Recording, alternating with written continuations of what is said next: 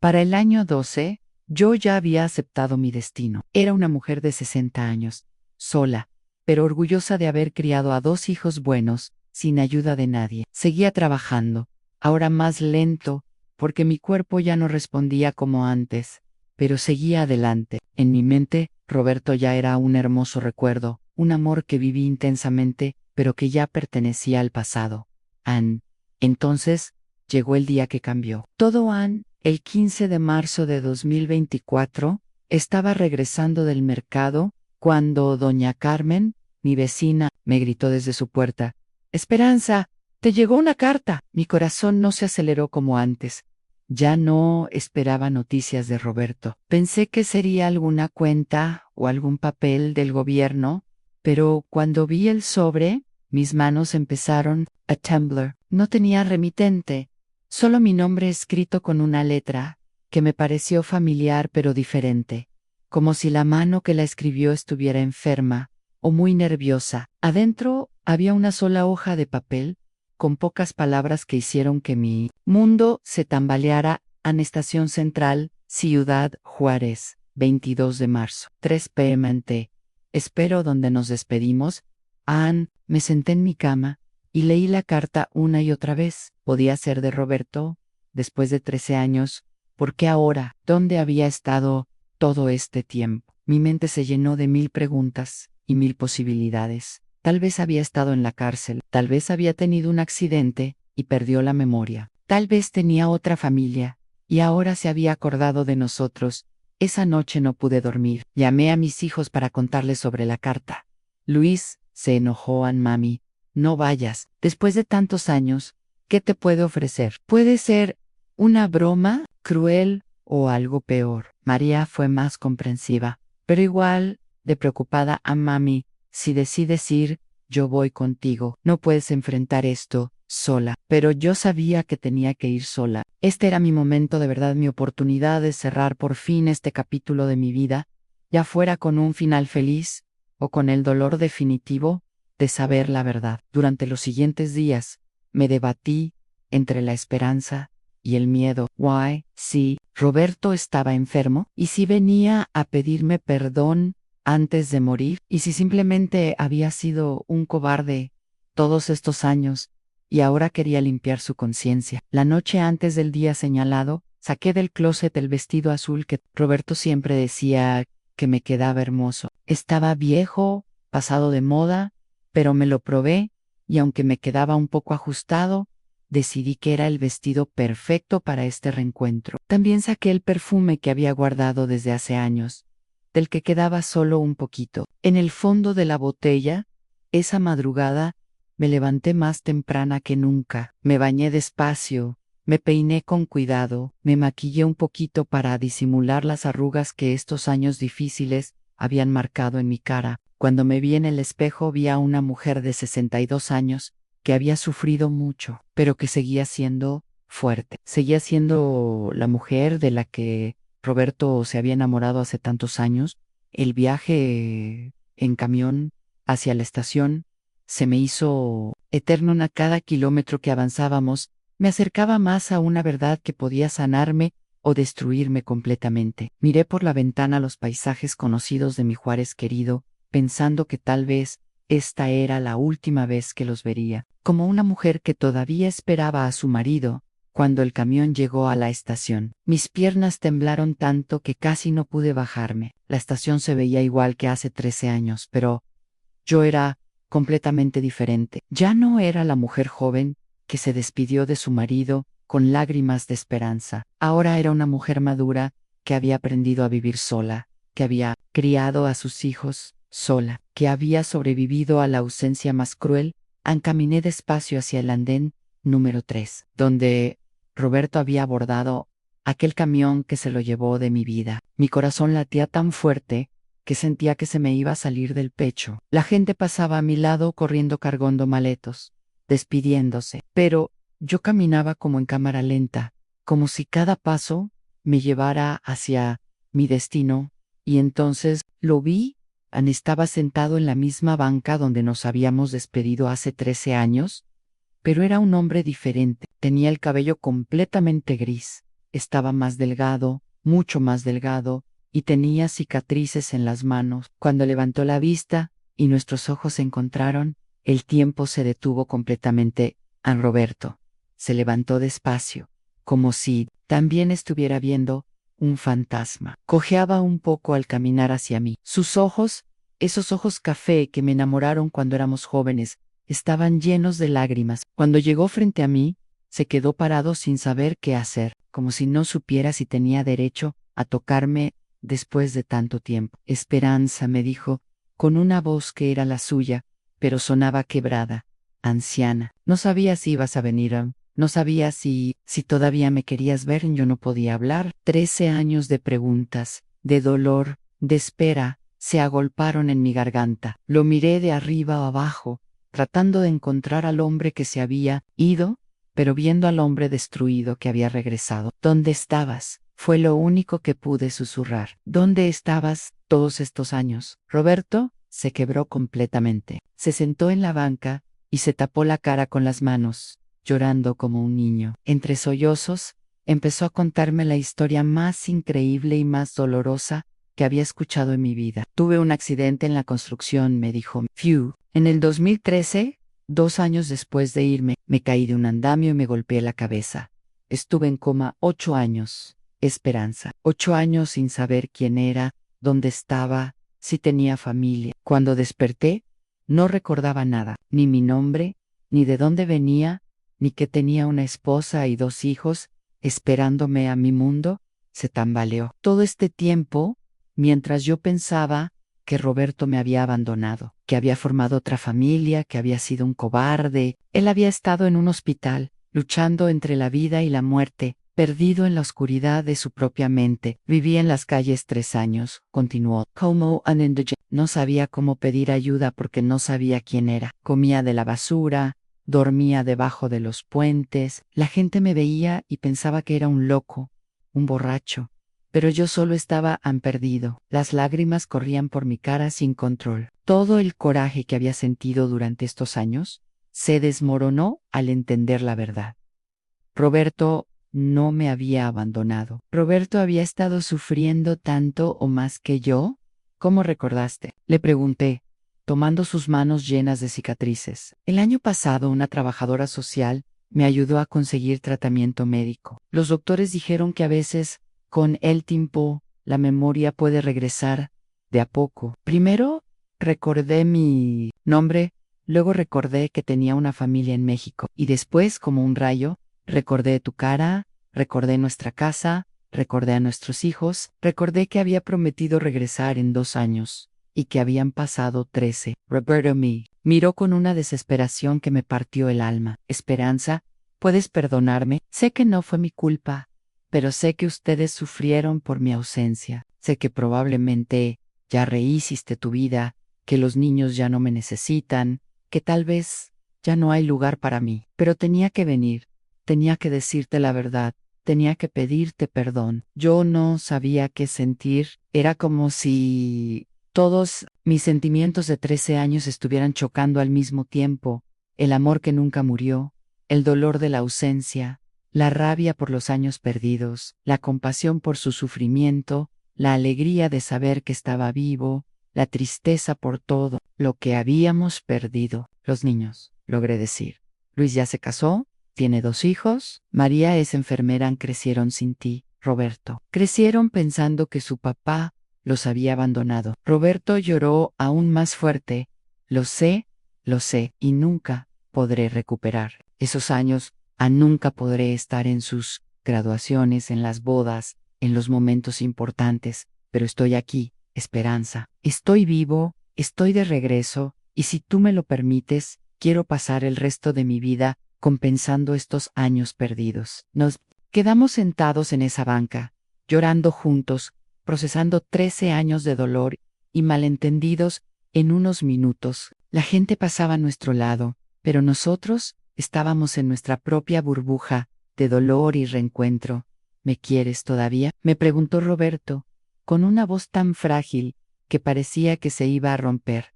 Yo lo miré a los ojos, esos ojos que había amado desde joven, que había extrañado cada día de estos 13 años, Y supe la respuesta. A pesar de todo el dolor, a pesar de todos los años perdidos, a pesar de que éramos personas diferentes ahora, mi corazón seguía siendo suyo. Nunca dejé de quererte, le dije, ni un solo día dejé de esperarte. Incluso cuando todos me decían que te olvidara, incluso cuando yo misma pensé que debía seguir adelante, algo en mi corazón sabía que volverías. Roberto me tomó en sus brazos, y aunque éramos dos personas marcadas por el dolor y el tiempo, aunque teníamos cicatrices que no teníamos antes, aunque el camino para reconstruir nuestra vida iba a ser difícil, ese abrazo me confirmó que el amor verdadero puede sobrevivir a cualquier tormenta. Ahora estamos aquí, sentados en la misma banca donde nos despedimos hace una eternidad, planeando cómo reconstruir una vida que el destino destruyó, pero que el milagro nos devolvió. Seredith, nuestros hijos tendrán que conocer de nuevo a su padre. Nosotros tendremos que conocernos de nuevo como pareja. Pero tenemos algo que muchas personas nunca tienen, Ann: una segunda oportunidad. Si esta historia te emocionó, si crees en el poder del amor verdadero, si alguna vez has esperado contra toda esperanza, déjame tu comentario contándome qué opinas. ¿Crees que hice bien en esperarlo? ¿Harías lo mismo por amor? Suscríbete al canal para más historias que tocan el corazón y comparte este video con alguien que necesite creer en los milagros.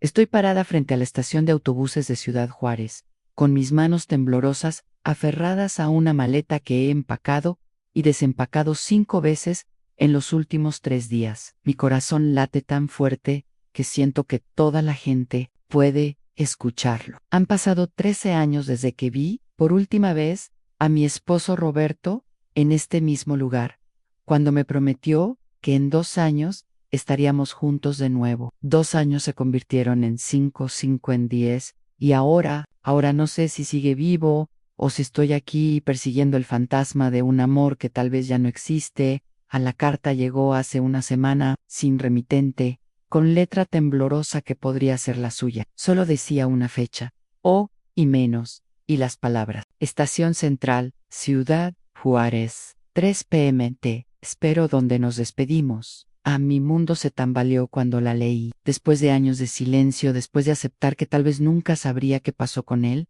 esta carta llegó como un rayo en medio de la tormenta de mi vida. Era el año 2011, cuando Roberto tomó la decisión que cambiaría nuestras vidas para siempre. Yo tenía entonces 49 años, él 35, vivíamos en una casita de adobe en las afueras de Ciudad Juárez, con nuestros 2 niños pequeños, Luis de 8 años y María de 6. En Roberto trabajaba como albañil. Yo hacía costuras para las señoras del barrio, pero la crisis económica nos tenía al borde del precipicio. Cada día era una lucha para poner comida en la mesa. Recuerdo perfectamente esa noche de noviembre, cuando Roberto llegó a casa con los ojos rojos, no de llorar, sino de la decisión más difícil que había tomado en su vida. Se sentó en nuestra cama, esa cama de hierro que compramos cuando nos casamos, y me tomó las manos con una ternura que me partió el alma. Amor, ¿tengo que irme al norte?, me dijo con la voz quebrada. Es la única manera de que nuestros hijos tengan un futuro. Yo sabía que este momento llegaría. Tantos hombres del barrio se habían ido, algunos regresaban con dinero y esperanza, otros simplemente desaparecían, como si la frontera se los hubiera tragado. Esa última noche juntos la pasamos en vela, abrazados, planeando nuestro futuro. Roberto me describía la casa que me iba a comprar, con jardín para que los niños jugaran, con una cocina grande donde yo pudiera hacer mis tamales sin que el humo se metiera a las recámaras. Me prometió que en 2 años, máximo 3, estaríamos juntos de nuevo, pero esta vez en el norte, todos juntos, como una familia de verdad. A la mañana de su partida, amaneció gris, con ese viento frío que siempre llega en noviembre a Juárez. Los niños no entendían por qué papá se iba, por qué lloraba yo mientras les preparaba el desayuno. Roberto cargó su mochila vieja, la misma que usaba para ir a trabajar, pero ahora llevaba toda su vida dentro, 2 mudadas de ropa, la foto de nuestra boda y una imagen de la Virgen de Guadalupe que le había dado mi madre en la station Él compró su boleto para Tijuana. El plan era cruzar por allá, donde tenía un primo que conocía coyotes confiables. Me abrazó tan fuerte que sentí como si quisiera guardarme dentro de su pecho para llevarme con él. Te amo, mi vida, me susurró al oído. Cuida a nuestros tesoros tan pronto. Estaremos juntos de nuevo. Los primeros meses fueron duros, pero llenos de esperanza. Roberto me llamaba cada domingo desde una caseta telefónica. Me contaba sobre su trabajo en construcción en Houston, sobre el departamento pequeño que compartía con otros 3 mexicanos, sobre cómo ahorraba cada centavo para enviarnos dinero y para traernos pronto con él. Yo vivía para esas llamadas. The Miracles. Los niños se peleaban por hablar con papá, le contaban sobre la escuela, sobre sus calificaciones, sobre cuánto lo extrañaban. El dinero que mandaba nos cambió la vida. Por primera vez en años, comprábamos carne cada semana.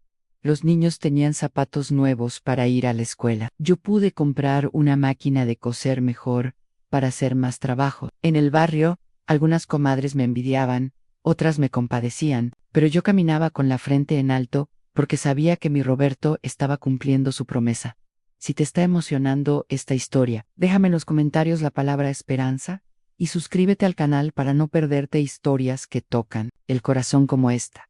Pero después del primer año, algo empezó a cambiar. Las llamadas de Roberto llegaban cada 15 días, luego una vez al mes.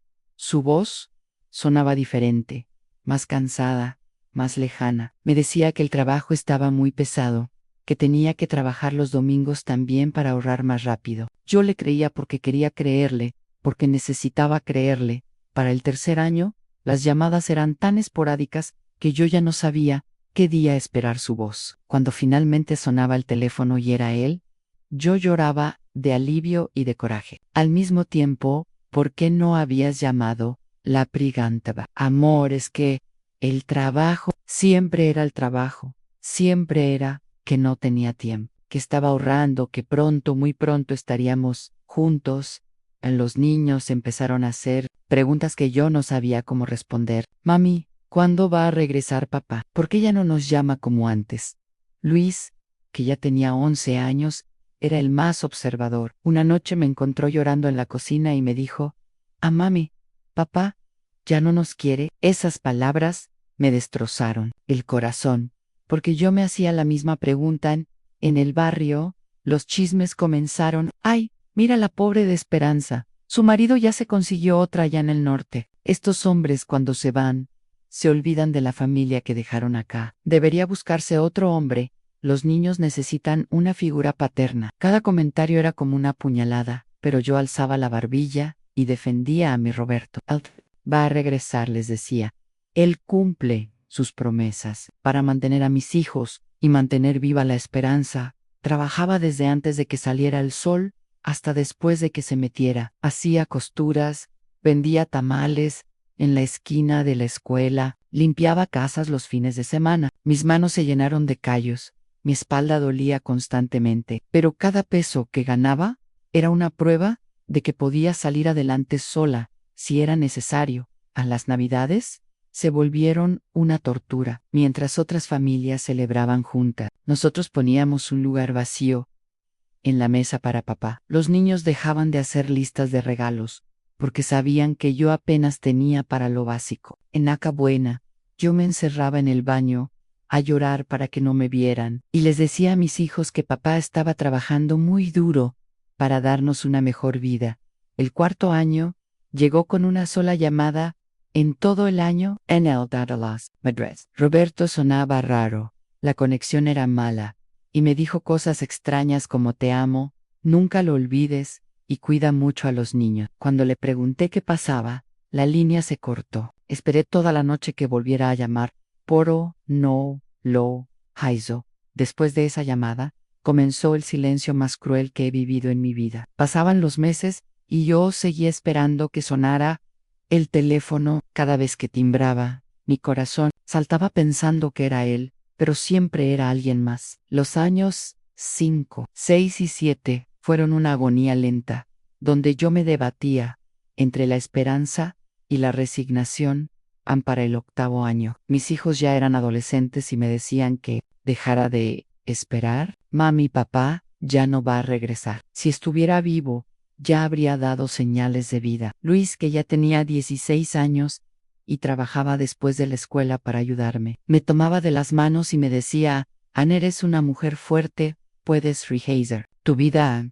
Pero yo no podía. Algo en mi corazón me decía que Roberto seguía vivo, que algo terrible había pasado, pero que él seguía ahí, en algún lugar, tratando de regresar a nosotros. En las noches, cuando todos dormían, yo prendía una veladora a la Virgen de Guadalupe y le rezaba para que me diera una señal, para que me dijera si debía seguir esperando o si debía dejar ir a mi Amoran. Durante estos años de silencio. Aprendí a ser padre y madre a la vez. Fui a las juntas de la escuela sola, celebré las graduaciones sola, curé las heridas del corazón de mis hijos sola. María se convirtió en una jovencita hermosa que me ayudaba con los quehaceres.